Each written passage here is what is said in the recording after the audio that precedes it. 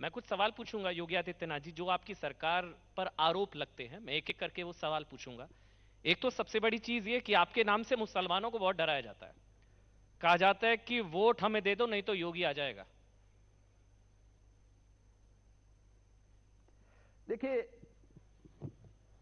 मेरे नाम पर किसी को भयभीत होने की आवश्यकता है ही नहीं।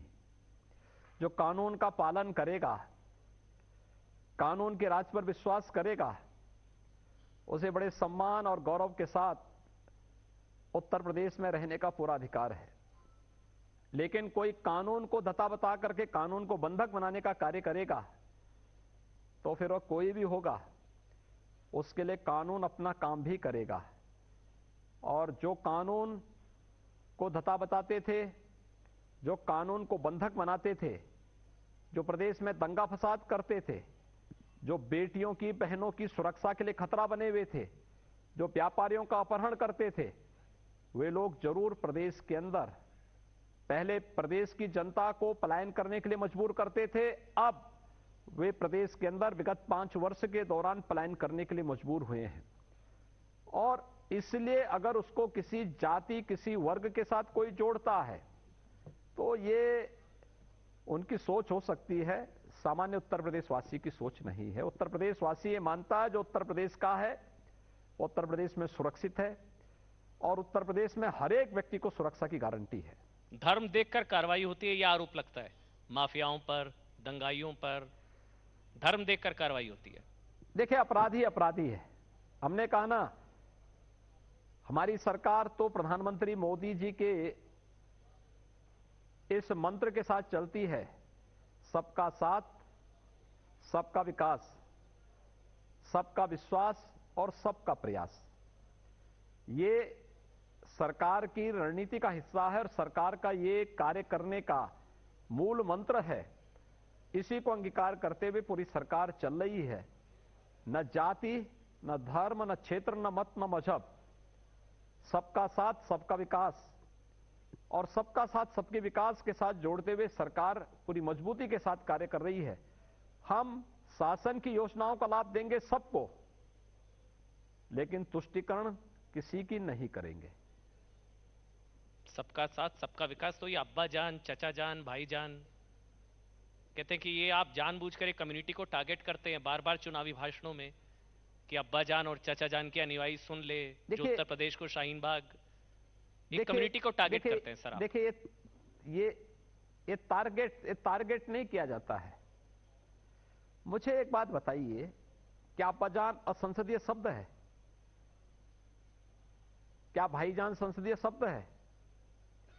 जो लोग इस नाम पर तुष्टीकरण करते थे, आज उनको वह संबोधन दिया जा रहा है।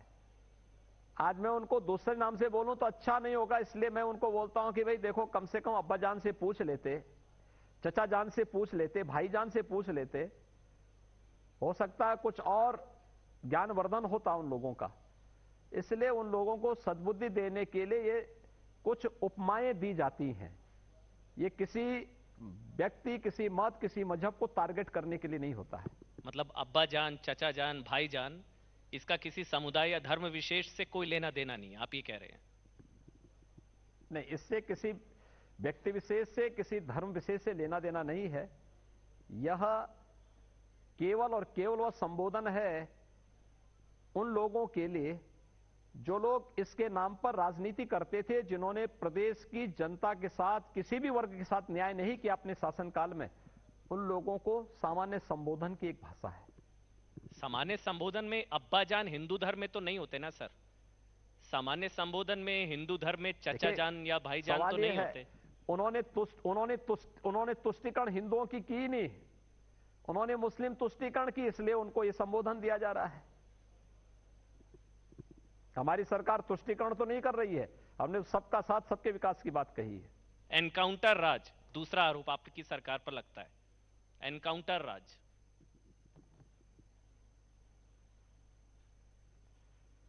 देखिए, पुलिस पर कोई गोली चलाएगा तो पुलिस हाथ पे हाथ धरे रह करके नहीं बैठ सकती। पुलिस सुरक्षा की प्रतीक है और उत्तर प्रदेश का पुलिस बल देश का सबसे बड़ा पुलिस बल है। अगर उसी का मनोबल टूट जाएगा, ये 25 करोड़ की आबादी को सुरक्षा कौन प्रदान करेगा? हमारे पुलिस के जवान भी शहीद हुए हैं, इसकी चर्चा नहीं होती। हमारे पुलिस के जवान भी गंभीर रूप से घायल हुए, इनकी चर्चा नहीं होती। लेकिन अगर दुर्दांत माफिया कहीं पुलिस इनकाउंटर की चपेट में आता है तो वह इशू बनता है। मुझे लगता है कि अपराधी और माफियाओं के प्रति सहानुभूति व्यक्त करना हमें बंद करना होगा। वो माफिया मुसलमान निकल आता है, तब आरोप लगते हैं कि आप माफियाओं पर धर्म की वजह से कार्रवाई करते हैं। बुलडोजर राज तीसरा आरोप। देखिए, हर प्रकार के माफिया हैं। देखिए, जिसने सार्वजनिक संपत्ति पर कब्जा किया है, जिसने व्यापारियों की संपत्ति पर कब्जा किया है, जिसने गरीबों की संपत्ति पर कब्जा करके उनको उजाड़ा है, मुझे लगता है कि यह समय का तकाजा है कि ब्याज सहित उसकी वसूली होनी चाहिए और उस पर कार्रवाई होनी चाहिए। सरकार ने कोई भी काम नियम विरुद्ध नहीं किया है। हमने तो केवल उन माफियाओं से वह संपत्ति वापस ली है जो संपत्ति उन्होंने अनैतिक और अवैध तरीके से किसी गरीब का, किसी व्यापारी का या किसी सार्वजनिक संपत्ति पर कब्जा किया है, तो उसको संपत्ति उसकी वापस ली। और कुल अभी 2000 करोड़ रुपए की संपत्ति हम लोगों ने भी वापस ली है। अभी मुझे लगता है कि बड़ी संपत्ति वापस लेनी बाकी है और इस पर हमारी कार्रवाई निरंतर चल रही है। योगी आदित्यनाथ जी, मैं पॉलिटिकल सवाल और लूंगा आपसे। प्रियंका फैक्टर को लेकर गठबंधन, आपके खिलाफ गठबंधन भी तैयार हो रहा है ओवैसी को लेकर, लेकिन इस एक सवाल आपसे बीच में पूछ रहा हूं, राजनीतिक नहीं है। प्रधानमंत्री के साथ आपकी फोटो जो आपने ट्वीट करी थी, वो तस्वीर से बड़ी तिलमिलाहट पैदा हुई थी पॉलिटिकल सर्कल्स में। उस तस्वीर का थोड़ा राज बताइए ना, क्या कहानी है उस तस्वीर की? देखिए, प्रधानमंत्री मोदी जी हम सब के अभिभावक हैं, देश के अभिभावक हैं, हम सब के अभिभावक हैं, मार्गदर्शक हैं। उनकी प्रेरणा और उनका मार्गदर्शन न केवल देश को नई ऊंचाइयों तक पहुंचा रहा है, भारत को दुनिया के एक समृद्ध और विकसित देशों की श्रेणी में खड़ा कर रहा है। भारत के अंदर एक नया विश्वास, एक सुरक्षा का एक माहौल प्रधानमंत्री मोदी जी के नेतृत्व में बना है। उत्तर प्रदेश में हम लोगों को जो भी सफलता प्राप्त हो रही है, ये प्रधानमंत्री मोदी जी का मार्गदर्शन और उनकी प्रेरणा है।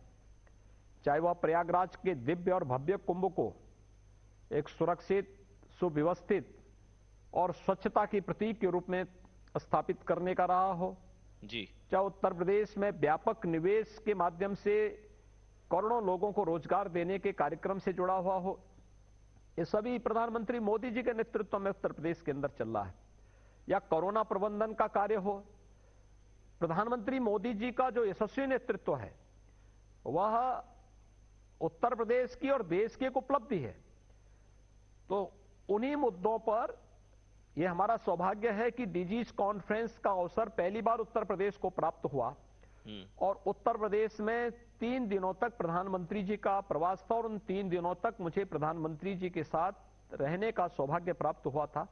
तो स्वाभाविक रूप से उन कुछ दुर्लभ क्षणों में एक वे अवसर भी थे जब प्रधानमंत्री जी इन्हीं सब मुद्दों पर चर्चा को आगे बढ़ा रहे थे।